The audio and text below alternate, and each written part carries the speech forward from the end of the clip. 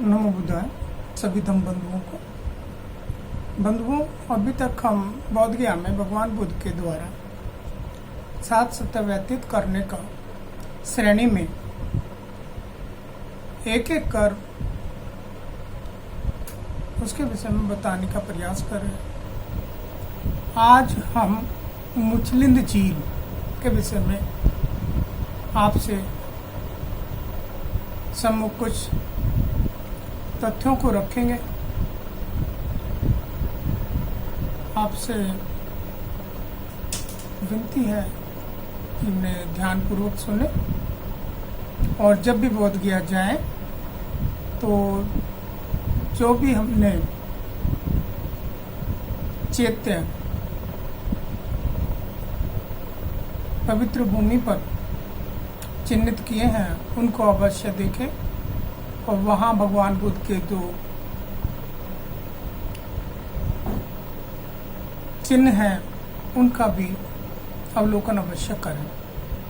तथागत बुद्ध बोधि प्राप्ति के पश्चात रंजन नदी के तीर पर उरुवेला के घने जंगलों में बोधि वृक्ष के नीचे वज्रासन से उठकर अन्वेष लोचन चैत्य, रतन चक्रमण चैत्य, रतन गिरा चैत्य और अजपाल निग्रोध वृक्ष इत्यादि पांच पवित्र स्थानों पर 5 सप्ताह व्यतीत कर मुचलिंद वृक्ष की ओर चलते हैं, प्रस्थान करते हैं।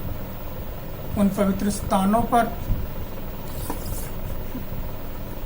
अन्वेष लोचन पर भगवान तथागत बुद्ध ने खड़े होकर साधना की। चक्रमण पर 18 कदम चलकर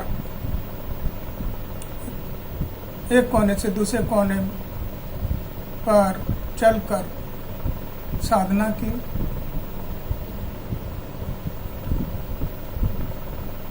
रतन घर में बैठकर साधना की, अपने आसन लगाकर। अजपाल निग्रोध वृक्ष के नीचे साधना की। इस प्रकार करते करते भगवान बुद्ध मुचलिंद झील जहाँ आज बनी हुई है उस स्थान पर पहुँच गए।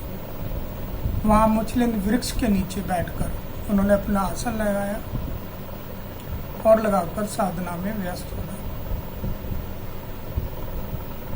साधना करते हुए तो वे वहाँ बैठ गए थे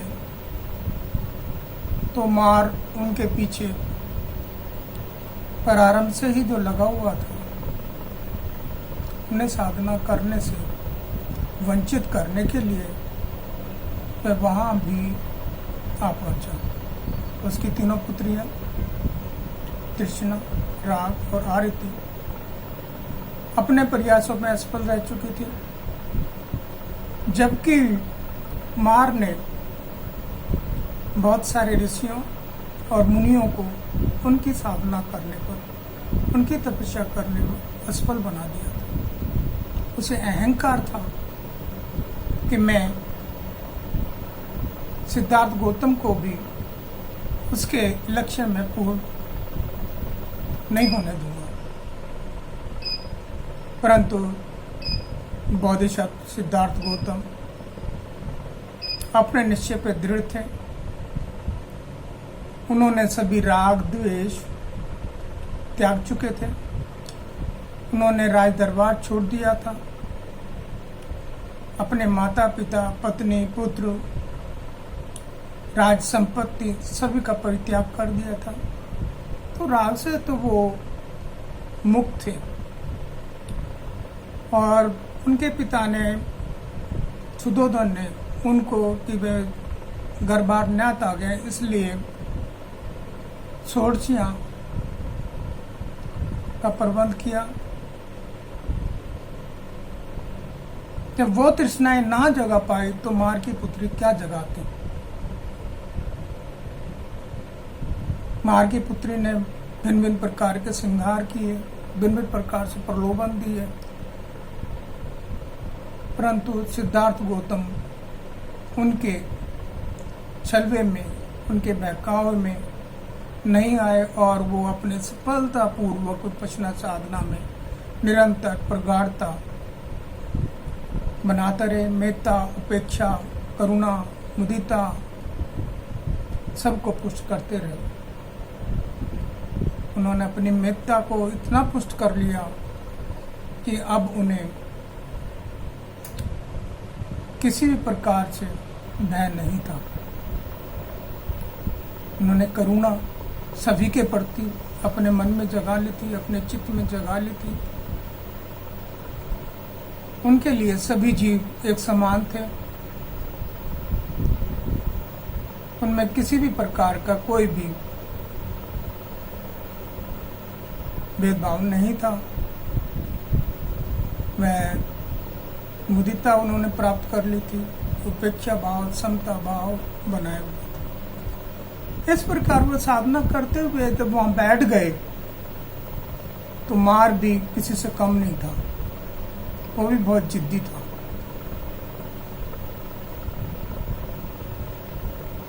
उसने भी भगवान को बोधि प्राप्ति करने में बाधा समय समय पर बाधा उत्पन्न करने की कसम खा रखी थी कि वह सिद्धार्थ को सफल होने नहीं देंगे।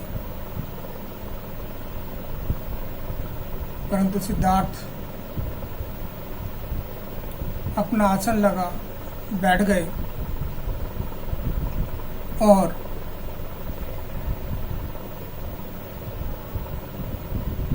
आंखें बंद कर विपश्यना साधना में लीन हो गए। मार अपने इस प्रकार की उपेक्षा देखकर उसके तन बदन में आग लग गई। उसने अपनी भरपूर शक्ति के साथ, अपनी पूरी सेना के साथ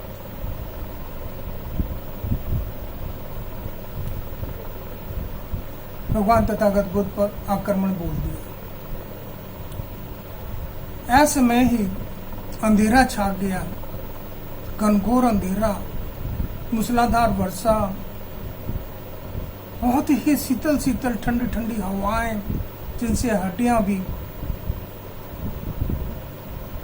जम जाए, खून भी, रक्त भी शरीर में जम जाए, इतनी बुरी तरह से उसने आक्रमण किया।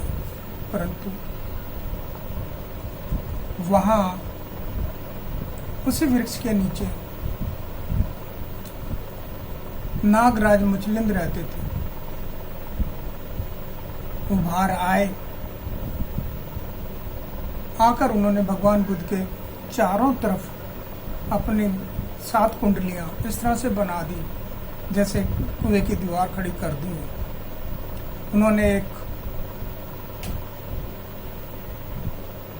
ऐसा किला खड़ा कर दिया कि जिसे कोई भेद न पाए, और अपने हुड से भगवान के सर पर अपना हुड, पूरा विशाल हुड उन्होंने फैला दिया, जिससे कि बारिश का, मूसलाधार बारिश का पानी, ठंडी हवाएं उन्होंने अपने भगवान बुद्ध का कुछ न बिगाड़ सके। भगवान बुद्ध अपने उपासना में लीन रहे। मार अपने कार्य में लीन रहा।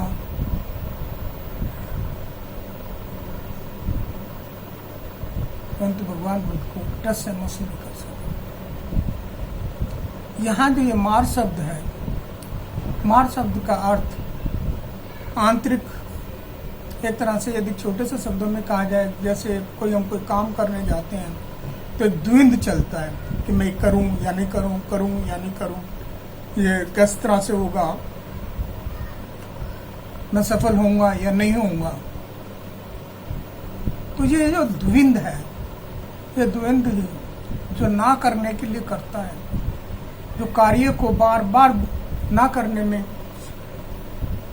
सफल हो जाता है, यही मार है।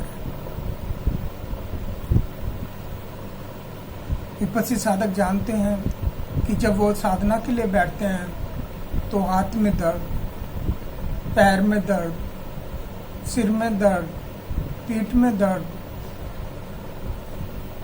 होने लग जाता है।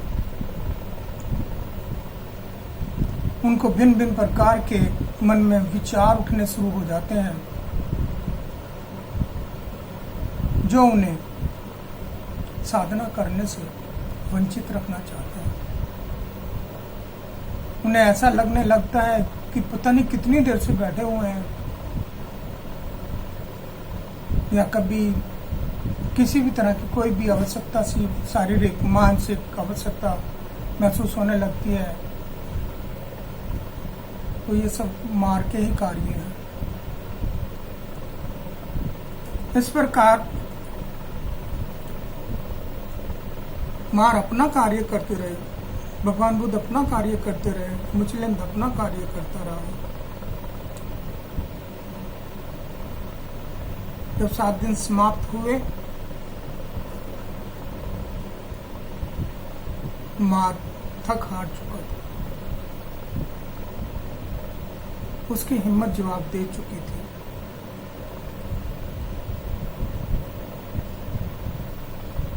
वे वहां से अपनी सेना के साथ वापस हो लिए। जब मुचलिंद ने देखा कि मार चला गया है, तो उसने भी भगवान के चारों तरफ से अपना आप को हटाकर एक तरफ एक बालक का रूप धारण कर खड़ा हो गया, भगवान का अभिवादन किया। भगवान ने जब मुचलिंद को देखा तो उन्होंने कहा कि अच्छे चित्त वाले अच्छे कर्मों का हमेशा फल मिलता है। इसलिए इस घटना से संबंधित इस वृक्ष का, इस पवित्र भूमि का, इस वृक्ष का नाम मुचलिंद नागराज के साथ संबंधित हो गया। यह मुचलिंद झील, मुचलिंद इसको लोटस पॉन्ड या पुष्करणी भी कहते हैं। महाबोधि महाविहार की दक्षिण दिशा की ओर कुछ ही दूरी पर यह बनाया गया हुआ है। यहाँ इसके मुख्य द्वार पर सम्राट अशोक द्वारा एक गज स्तंभ लगाया गया, जिससे कि ये सिद्ध हो सके कि यहाँ मुचलिंद झील थी। उस गज स्तंभ का आज एक टूटा हुआ हिस्सा आज भी अवशेष वहां पर है, जिसका ऊपर का हिस्सा जहां गज और कमल बना हुआ था वो नहीं है। साथ ही मुचलिंद वृक्ष भी वहां पर है, जिसको पिछले 90 साल से पहले बर्मा देश से लाकर यहाँ लगाया गया, जो कि देश में अब विलुप्त होता जा रहा है। इस प्रकार मुचलिंद झील, ये पवित्र स्थान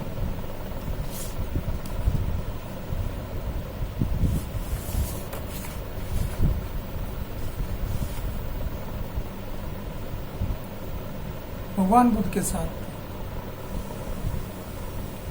भगवान बुद्ध के जीवन के साथ उसी प्रकार जुड़ गया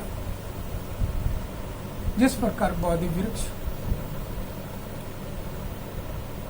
एक महत्वपूर्ण वृक्ष बन गया है, वैसे ही ये बोधि वृक्ष भी, अजपाल निगृत वृक्ष भी, मुचलिंद वृक्ष भी भगवान बुद्ध के जीवन के अंग हो गए। तो भगवान बुद्ध ने बालक को देखा तो वो सब कुछ समझ गए थे और उनके मुख से उद्गार निकले, सुखो वियोको तुठस्य शुद्धम्मस्य पश्यतो अव्या पंजा सुखम लोके पान मुतेसी संयुम सुखा विराग लोको कम्मानं समथि कम्मो अस्मि मानस्य यो विनोयो एतम वे परम सुखम थे। विनय पिटक में मुचलिंद नाग का जो गाथा हमें दी गई है, मुचलिंद नाग का जो वर्णन दिया गया है विनय पिटक में है, अगुंतर निकाय में है।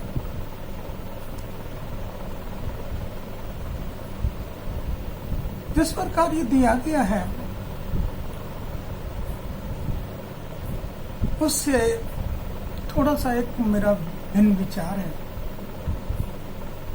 कि नाग नाम की जो जाति थी, तो नाग नाम के वंशज थे, वह उस स्थान पर रहते थे जिन्होंने भगवान बुद्ध की सुरक्षा प्रदान की। आज नागपुर भारत में एक बहुत ही महत्वपूर्ण स्थान है जहाँ नाग वंश के लोग आज भी रहते हैं और नाग की पूजा करते हैं। ये नाग वंशज नागपुरवासी ही मुचलिंद नाग के वंशज हैं, ऐसा मेरा मानना है। और जहां तक सभी उपासक उपासिकाओं की बात है, अक्षर से यदि पालन करना है तो नाग एक वैसीला नाग है। उसे भगवान बुद्ध से क्या लगाव था, उसकी संवेदनाएं, उसकी वेदनाएं किस तरह से काम करती थी, यह जानना अत्यंत महत्वपूर्ण हो जाता है। तो यह मुचलिंद नाग और भगवान बुद्ध की कहानी, ये दुष्ट चेतना है जिन्होंने भगवान बुद्ध को हर समय विफल करने का प्रयास किया।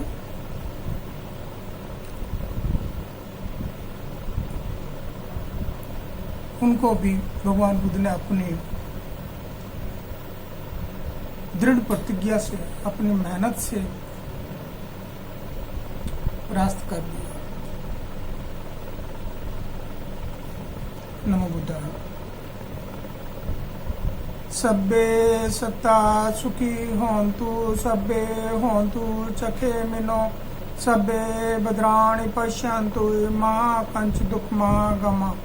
सब्बे सत्ता सुखी होन्तु, सब्बे होन्तु चखे मिनो, सब्बे भद्राणि पश्यन्तु महाकंच दुःखमागमा। सब्बे सत्ता सुखी होन्तु, सब्बे होन्तु चखे मिनो, सब्बे भद्राणि पश्यन्तु महाकंच दुःखमागमा। साधु साधु साधु।